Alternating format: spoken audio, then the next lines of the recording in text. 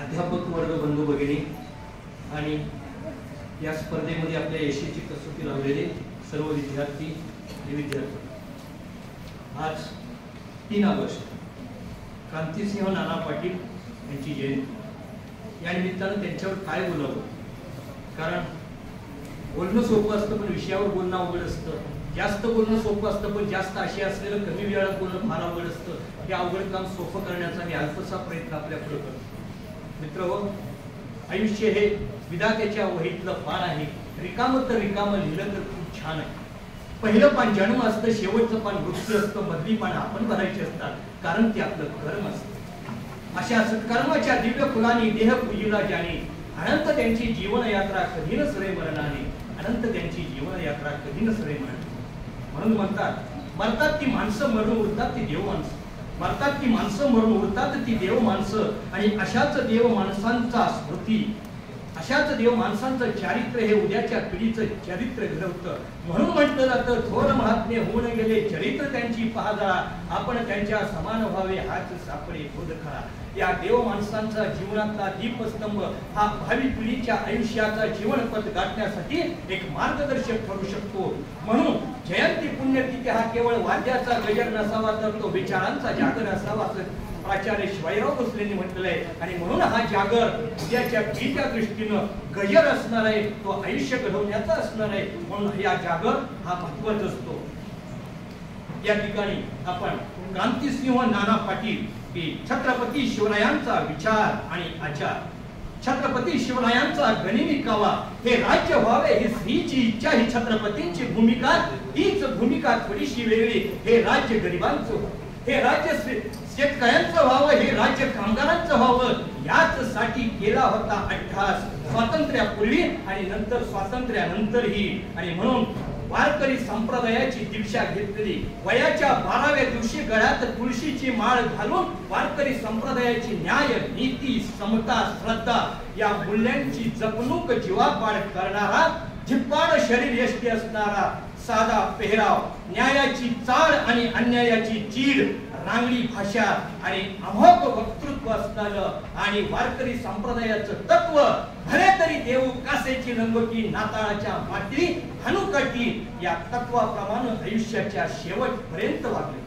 पदोपदी पसरून निकारे आपुल्याच हाती, पदोपदी पसरून निकारे आपुल्याच हाती, बेहोश होऊन धावलो ध्येय पथावरती, थांबलो न विश्रांती स्तव पाहिलं न मागे, बांधू न शकले कीर्तीचे वा प्रीतीचे धागे, एकच तारा समोर आणखी पायतळी अंगार, गरजा जय जयकार क्रांतीचा गरजा जय जयकार। या कवी कुसुमाग्रजांच्या ओळीतल्या शब्द न शब्द या माणसानं आपल्या आयुष्यामध्ये अजनात आणून दाखवला।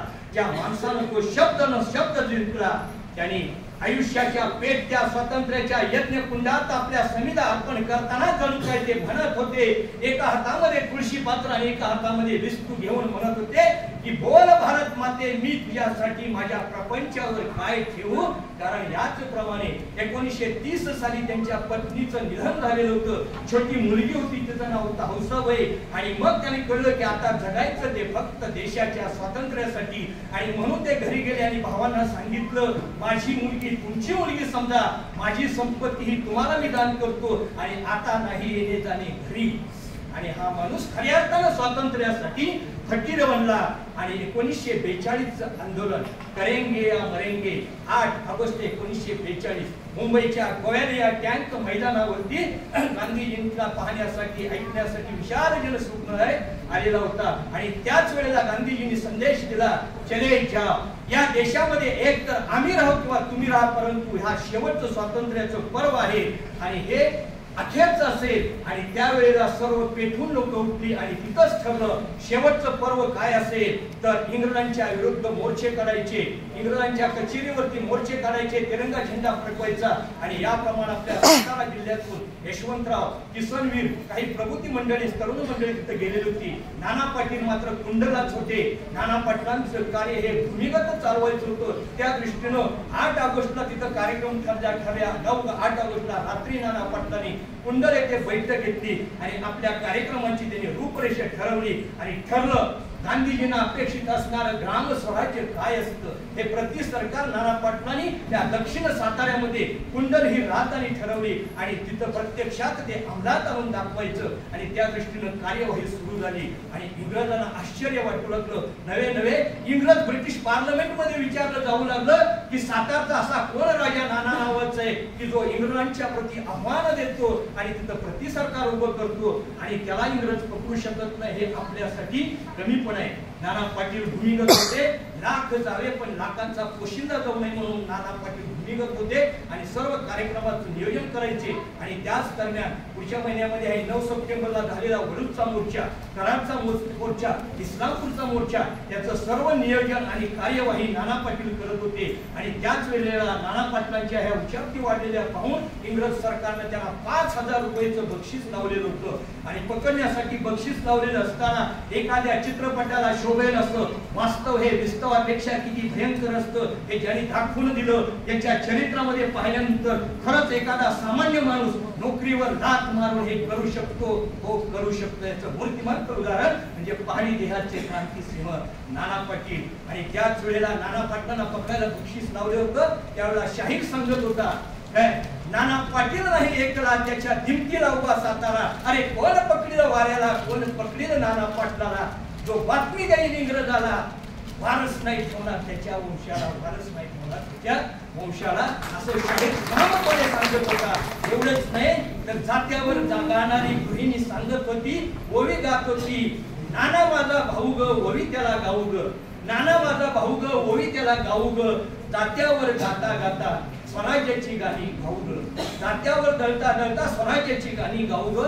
हा सामान्य माणसांचा नाना पाटलांना असणारा पाठिंबा होता आणि याच जोरावर नाना पाटलांनी जे काम केलं, प्रति सरकार निर्माण केलं, त्याला इतिहासामध्ये तोड नाही. स्वातंत्र्याच्या लढ्यामध्ये अखेरच्या परामध्ये नाना पाटलांचं प्रति सरकार हे जगामध्ये गाजलेलं होतं आणि या पद्धतीनं आता आपल्याला स्वातंत्र्य मिळणार म्हणून 1946 साली भूमिगत लोकांना प्रकट व्हायला सांगितलं आणि कराड तालुक्यातील कोणेगाव येतं या ठिकाणी सर्व भूमिगत लोक प्रकट झाले आणि त्यांचा सत्कार झाला.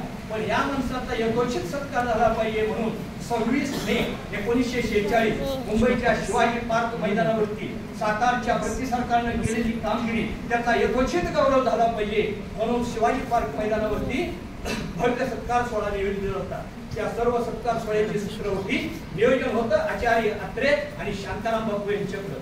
उघड्या ट्रक मधून या क्रांतिकारकांची मिरवणूक करायची ठरले. त्या ट्रकचं आणि त्या स्टेजचं सर्व संयोजन आणि सजावटची शांताराम बापूंनी केलेली होती आणि त्याच वेळेला हा सातारचा सिंह आहे कसा हे पाहण्यासाठी मुंबईची जनता एका बाजूला अरबी समुद्र आणि एका बाजूला जनसागर जमला होता. एकच उद्दिष्ट, अरे ज्याला इंग्रजांनी त्राही भगवान करून सोडलं तो नाना पाटील आहे तरी कसा म्हणून बघायला लोक जमलेली होती. आणि त्याच वेळेला नाना पाटील ट्रक मध्ये बसले नव्हते. नाना पाटलांना एक सवय होती, ते कधीही व्यासपीठावरती किंवा सन्मानाने कधी येत नव्हते, ते लोकांच्यात असायचे आणि मगाशी एका मुलींना उडी मारायचे, शेटू ठोकायचे आणि भारत माता की जय, गांधी बाबा की जय. आणि त्याच वेळेला समोरच्या जनतेतून उठून आले. लोकांनी पाहिलं की अरे हा सुती कपडे असलेला साधा नेहरू, डोक्याला चपटी टोपी, खांद्यावर घोंगडी, हातात काठी, कोल्हापुरी पायतान आणि धोतर सुद्धा गुंडवलेलं नव्हतं, ती लुंगी असं असणारे नाना पाटील पाहिल्यानंतर टाळ्यांचा जो कडकडाट झाला.